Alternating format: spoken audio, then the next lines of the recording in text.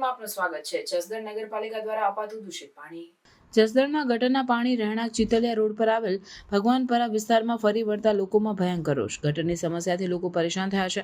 અનેક જગ્યાએ રહેણાંક વિસ્તારમાં ગટરના પાણી છેલ્લા ઘણા સમયથી આ ભૂગર્ભ ગટરના પાણીની પાઇપલાઇનનું માપ મળી જતાં નગરપાલિકામાં સ્થાનિક લોકોએ અનેકવાર રજૂઆતો પણ નગરપાલિકા તંત્ર આ ખાડા કાન સ્થાનિક કરી રહ્યા છે। જોકે આવનાર દિવસોમાં અમારું આ ભૂગર્ભ ગટરમાં પડી ગયેલા પાણીની સમસ્યા હલ નહીં થાય તો અમે અમારા વિસ્તારથી બધી જ મહિલાઓ સાથે નગરપાલિકામાં હલ્લાબોલ કરીશું। જસદણ નગરપાલિકાના અનેક વિસ્તારોમાં છેલ્લા ઘણા દિવસોથી દૂષિત પાણી આવી રહ્યું હોવા છતાં પાલિકા તંત્ર દ્વારા કોઈ કાર્યવાહી નહીં કરાતા પાણીજન્ય બીમારીના કેસો વધતા હોવા મામલે સ્થાનિકો 1-2 દિવસમાં કામગીરી નહીં કરવામાં આવે તો વિસ્તારના લોકો પાલિકામાં હલ્લાબોલ કરી ચીફ ઓફિસર અને વહીવટદાર સામે ઉગ્ર વિરોધ કરશે। ભગવાનપરા વિસ્તારના નળમાં પીવાનું પાણી છેલ્લા ઘણા સમયથી દૂષિત મળી રહ્યું છે। સ્થાનિક રહીશોએ નગરપાલિકામાં અનેક રજૂઆતો કરી દૂષિત પાણી અંગે જરૂરી કાર્યવાહી કરવાની રજૂઆત કરી તેમ છતાં નગરપાલિકા દ્વારા કોઈ કાર્યવાહી નહીં। દૂષિત પાણીની સમસ્યાએ મોટું સ્વરૂપ ધારણ કર્યું હતું અને ઘેર ઘેર બીમારીના કેસો નોંધાવા લાગ્યા હતા।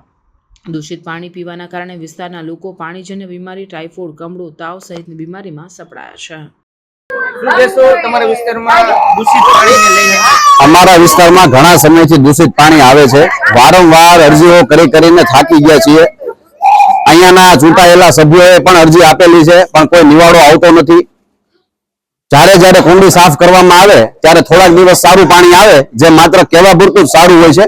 બાકી અંદર જો લેબોરેટરી કરવામાં આવે તો ઘણી બધી અશુદ્ધિઓ અને બગાડ એમાં મળે એમ જ છે। અત્યારે જ અહીંયા અમે ડોલ ભરીને ઉભા છીએ, આટલા દૂર ઉભા છીએ ને તોય આમાં વાઇસ આવે છે, બરોબર। હવે જે દૂરથી આપણે શ્વાસ નથી લઈ શકતા તો એ પાણી પીવાનું નાવાની વાત તો સાઈડમાં રહી। વારંવાર રજૂઆત કરી છે। હમણાં થોડાક દિવસ પહેલા જ સુરેશભાઈ અરજી આપેલી હતી જે અહીંયા ભગવાનપરાના લોકોએ જ કીધું હતું કે તમે અરજી આપો છો। એમણે અરજી આપેલી છે, અરજી મારા ફોનમાં પડી છે પણ એનો કોઈ ચુકાદો આવેલ નથી। એટલે હવે વિનંતી છે કે આ પાણી અમને આપવાનું બંધ કરો। નાના બાળકો સોસાયટીમાં હોય છે, મોટી ઉંમરના વડીલો હોય છે, પછી જયારે બીમારી ફાટી નીકળે છે ને ત્યારે કોઈના હાથમાં પરિસ્થિતિ રહેતી નથી, બરોબર। નાની વાત છે ને તો મોટી ન થાય તો એ જ મારી એક વિનંતી છે। શું નામ તમારું? કાજલબેન। કાજલબેન, તમારા વિસ્તારમાં દૂષિત પાણી આવે છે, હા, કેવી માંદગી છે કે પાણી પીવામાં કેવી હાલાકી થાય? માંદગી તો સર એવું છે કે અત્યારે અમારા ઘરમાં નાના બાળકો વૃદ્ધો જ્યારે પણ ક્યારે આ પાણી ગંદુ આવે છે, ભૂલથી જો થોડું કઈ પાણી ટાંકામાં જતું રહ્યું તો આખા ઘરને ઉલટી ઝાડા કોલેરું એ શરૂ થઈ જાય છે કે એનું કોઈ માપ જ નહીં, એવું છે। અને ડોક્ટરોને પણ એ જ કેવું છે કે તમારે આ પાણીનો જ પ્રશ્ન છે, આ ગંદુ પાણી પીવાથી જ તમને આ થાય છે। અને આ પ્રશ્ન માટેથી અમે કેટલી વાર નગરપાલિકામાં રજૂઆત કરી છે, એક લેખિત પણ રજૂઆત આપેલી છે પણ કોઈ નિવાડો આવેલો નથી। હવે અમારી એ જ એક છે કે તમે આ પાણી કાં તો પાણી સાવ બંધ કરો અને નગરપાલિકા વાળા અહીંયા આવી એના સભ્ય જે એના આમાં આગેવાનો હોય આવી અમારું પાણી ચેક કરી જાય અને જોઈ લે, શુદ્ધ પાણી અમારું આવે। અને ઈ આગળના ભાઈએ કીધું લેબમાં આપે તો એમાં પણ નીકળશે કે આ પાણી ગંદુ જ છે। શું નામ તમારું? વઘાસી અરુણાબેન।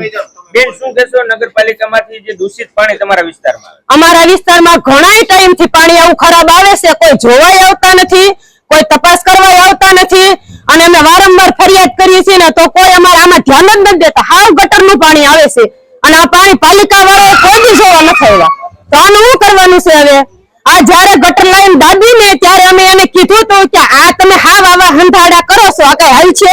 ત્યારે અમને એને એમ કીધું હતું કે આ ટાઈમ પૂરતું છે, જયારે તમારે આ રોડ બનશે ને ત્યારે હોઈના ઘરમાં લાઈન હાલ છે, અંદરની લાઈન જે દાટેલી છે એ તમે બહાર કાઢીને જરાક જોવો, એમાં એક હાંધો હરખો નથી અને અમે અમારી નજરે જોયેલું એક લાઈનમાં હાંધા હરખા નથી કર્યા અને લાઈન હાવ હલકી દાટેલી હતી ત્યારે કેટલા વર્ષ થઈ ગયા આનું આ પાણી આવે છે, કોઈ જાતની પોઝિશનમાં ફેરફાર નથી થતો।